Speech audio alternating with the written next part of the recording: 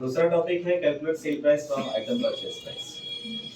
मतलब कि जब हम आइटम को परचेज करेंगे तो परचेज प्राइस दिखाते हैं ना, उसी वक्त हम ये तय कर दें कि हमारे आइटम का सेल प्राइस क्या होगा। अब मान लो बिजनेस करो, देखिए जब भी कोई सामान परचेज किया जाएगा वही तय हो जाए कि भाई परचेज प्राइस में 20% जुड़ जाए, वो सेल प्राइस बन जाए। आया ना? कपड़े की दुकान वाले ने रूल बना दिया कि जब भी कोई चीज परचेज करेंगे 50% जोड़ दो। क्लियर? 500 का सामान है, 250 रुपये जोड़ो, 750 का बेचेंगे। 50% परचेज प्राइस का जुड़ जाए, वो हमारा क्या बन जाए? Sale price. क्लियर है? चाहे 50 रुपये जोड़ना हो। क्लियर? तो वो हम परचेज के वक्त डिसाइड कर लेंगे कि हमारा सेल प्राइस क्या होगा।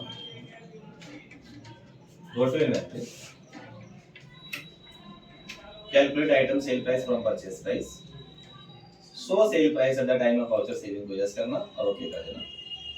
चालान यहाँ पे होगा इनेबल सेल परचेज चालान है।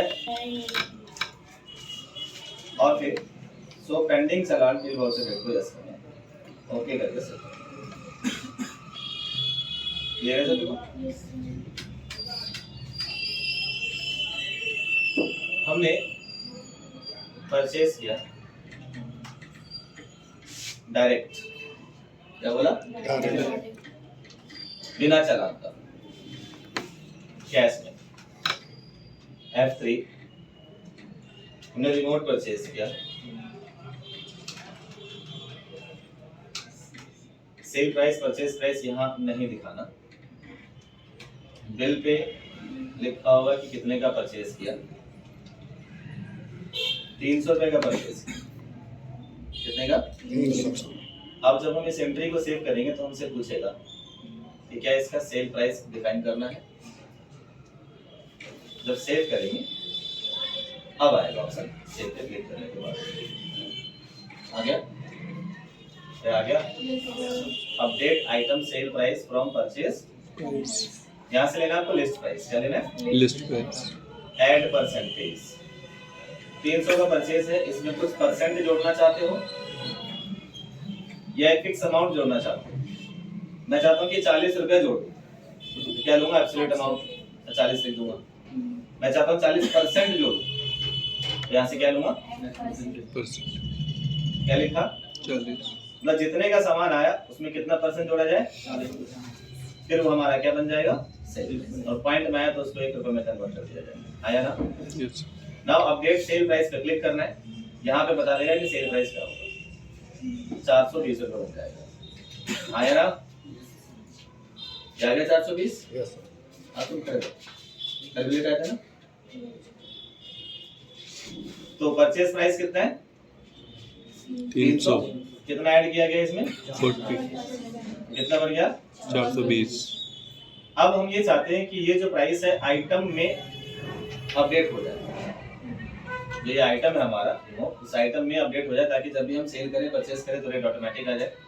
अपडेट इन मास्टर पे क्लिक करना और यस कर देना, ये आइटम में अपडेट हो जाए। क्लियर? अब जब हम इस आइटम को सेल करेंगे, मैं सिंपल पहले डायरेक्ट सेल कर रहा हूँ। रिमोट सेल प्राइस क्या आ गया? 420। आया ना? Yes sir. तो हमने ये परचेज के वक्त ही तय कर दिया था कि सेल प्राइस क्या होगा। बातें समझ आई? Yes sir. एक और परचेज किया, फिर से डायरेक्ट परचेज किया। दूसरा आइटम ले लेता हूँ, इस बार मैंने एलईडी रिमोट लिख दिया।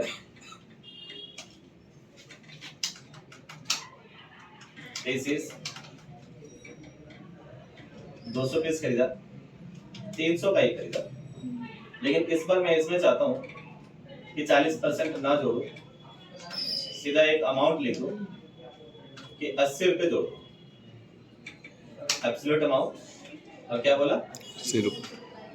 तो 300 का परचेज प्राइस से 80 जोड़ देंगे तो सेल प्राइस 380 हो जाएगा। Update in master, yes. Clear? Okay. अब जब हम इस चीज को सेल करेंगे, बोले तो एलईडी रिमोट, तो सेल प्राइस क्या आ गया? 380। आया ना यस एक लाख, फिर हमने परचेज किया। इस बार तीसरा आइटम ले लेते हो, यहाँ पे मैंने लिख लिया फैन रिमोट।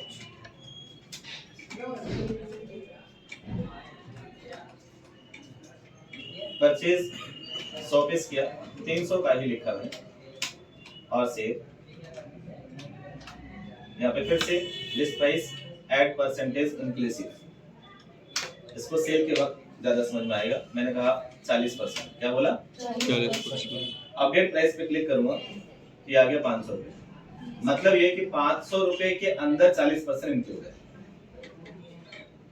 क्या बोला 500 रुपए के अंदर। जीएसटी में आपने इंक्लूसिव सीखा था कि सेल प्राइस में ही टैक्स इंक्लूड था। यहाँ पे सेल प्राइस में ही प्रॉफिट कितना परसेंट इंक्लूड है 40। 500 रुपए का 40% निकालो, 200 रुपए आया ना। यस तो हमने इस बार परसेंटेज ऐड किया, लेकिन सेल प्राइस के अंदर इंक्लूड करके किया, ना कि परचेज प्राइस के ऊपर। अगर हम 300 रुपए का 40% निकालेंगे तो 120 होगा, तो 420 का सेल प्राइस होना चाहिए। लेकिन हमने क्या कहा, ऐड परसेंटेज जो इंक्लूड ये सेल प्राइस होगा, इसके अंदर इंक्लूड है हमारा 40%। क्लियर है?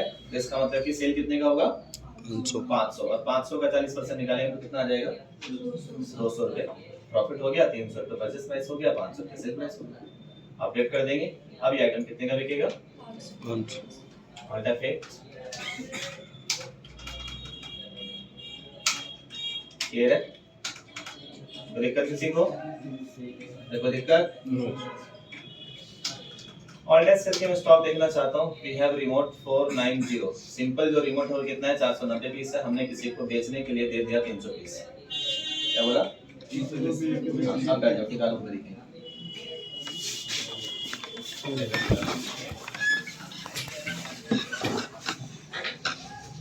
हमने किसी को बेचने के लिए चालान बेसिस पे सामान दिया, तो इसके लिए ट्रांजैक्शन पे चल गए। Material issue to party. Tally में हम कौन सा वाउचर यूज करते हैं? सामान देने के लिए टैली में कौन सा वाउचर यूज किया जाता है? Material out. कौन सा वाउचर? Material out. जानवर नहीं, डिलीवरी नोट यूज करते हैं। मटेरियल आउट यूज करते हैं जॉब वर्क में। हम बेचने के लिए किसी को दे रहे हैं तो डिलीवरी नोट। 2 तारीख को हमने किसी को दिया, यहाँ पे लेंगे हम सेल्स चार्ज। क्या लेंगे? किसको दिया नाम लिखेंगे, जो कि हमारे लिए बेटर होगा। F2 करके सेव कर देंगे। क्या दिया? रिमोट 300 पीस 420 रुपए पर पीस पे वो आगे बेचेगा। हम इस 420 पे उसको 5% कमीशन देंगे। आया ना? यहाँ पे लिख सकते हैं 5% कमीशन ऑन सेल्स।